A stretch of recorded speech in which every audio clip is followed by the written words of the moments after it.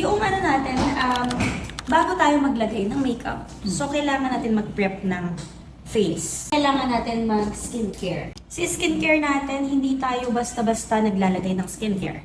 Si skincare natin, yung mga serving sizes is yung ano natin, facial cleanser is hazelnut in size. Dahil nakapag-wash ka na ng face, pwede tayong mag-double cleanse or pwede tayong micellar water. Etong micellar water, wala naman siyang serving size. Ang gagawin natin, upward motion. Tanggalin mo lahat ng nasa face mo. Make sure absorb ni skin yung ating product bago tayo mag-next step or fully dry siya. Next natin is toner. So si toner natin, half a teaspoon or 5 peso coin kapag ka sa cotton pads. Ayan.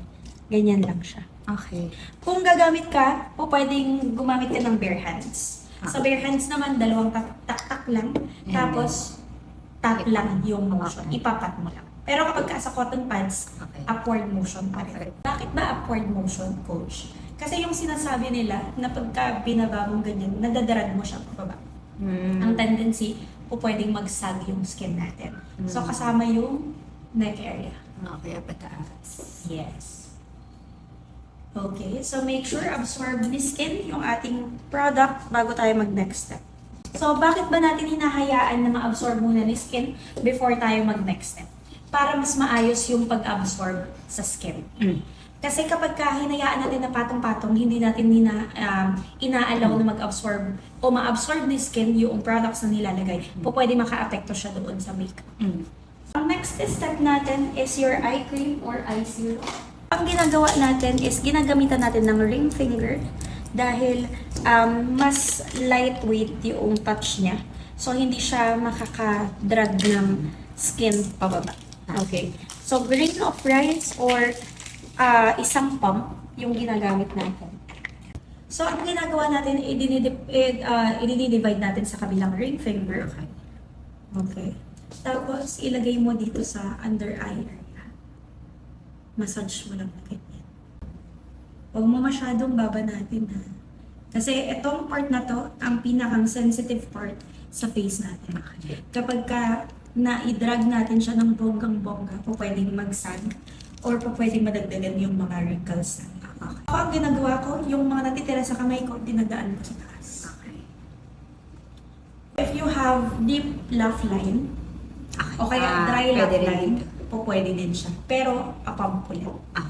Okay. So, habang iniintay natin siya ma-absorb ni skin, pwede mo nang isunod o isabay si lip serum or lip moisturizer. Ilagay mo lang yun. Okay na ba? Absorb na yung eye serum? Medyo, basa-basa pa. Basa-basa pa. So, intayin lang natin siya ma-absorb. After ng ating eye serum and ng ating lip serum or lip oil, pwede na nating lagyan ng moisturizer. So, you have the moisturizer here, the Flower Power ni Elana. So, si moisturizer naman natin, almond size. Ako gusto ko siyang i-divide sa kanila. Ginaganito ko. Okay. And then, ang ginagawa natin, imamassage natin sa whole face. Okay. Like that. Upward motion pa rin. Yung area na nilagyan mo ng eye cream, huwag mo nang dadaan. Okay. Pag may natira dyan, yung neck area mo kasama. Okay, upward motion. Okay. Ayan. Kapag okay na, absorb na ni skin, magne-next step na tayo. Hayaan mo muna siyang matuyo, pero make sure na kapag na-blend mo na ng maayos, huwag nating ma-overblend. Kasi pwedeng maglibag-libag siya. Okay. Yung parang absorb na mahirap na siyang i-blend na ganyan. Okay. Next naman natin is your sunscreen. So si sunscreen natin, depende yan. Optional. Kung ang pupuntahan mo ay gabi, pwede mo na siyang i-skip. Pero definitely kapag umaga, hindi pwedeng i-skip. So 3 fingers siya. 1, 2, 3. Dalawa para sa mukha.